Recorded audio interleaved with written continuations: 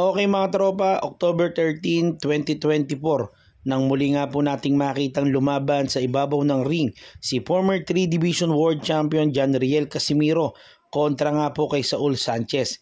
At ito rin yung huling laban niya under Treasure Boxing Promotion.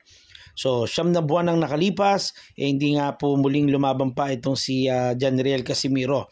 At good news mga tropa sa mga nag-aabang ng updates dyan kay Janriel Casimiro, sa kapapasok-pasok lang na balita, pumirma nga po sa kanyang bagong promoter, itong si Janriel Casimiro na Kameda Promotion na nakabase nga po sa Japan na pag-aari ni Koki Kameda. So, sa mga hindi nga po nakakaalam, itong Kameda Promotion, may hawak ding ibang Pinoy boxer tulad na nga lang po ni Pinoy undefeated prospect na si Kenneth Luber, no? Under din po yan ng Kameda Promotion. So ano nga ba ang good news lalo na sa mga boxing fans ni Janriel Casimiro? So alam naman natin mga tropa, noon pa parang niluluto na nga yung laban na yan sa pagitan ni Casimiro at Luis Pantera Nery. So ano nga ba ang masasabi nyo rito sa pagpirma ni Janriel Casimiro under Kameda Promotion? So i-comment nyo lang sa ating comment section at pag-uusapan natin yan.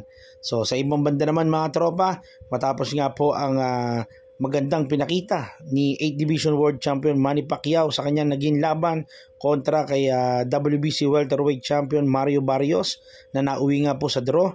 Good news dahil pasok nga po sa top 10 ring magazine ng welterweight division etong si Manny Pacquiao. So pang-siyam nga po siya sa top 10 no ng The Ring magazine. So nasa top 8 naman po itong si Mario Barrios na nakalaban niya. So ano naman ang masasabi nyo rito sa pagiging top 10 ranking ni Manny Pacquiao? So i-comment nyo lang sa ating comment section at pag-uusapan natin yan.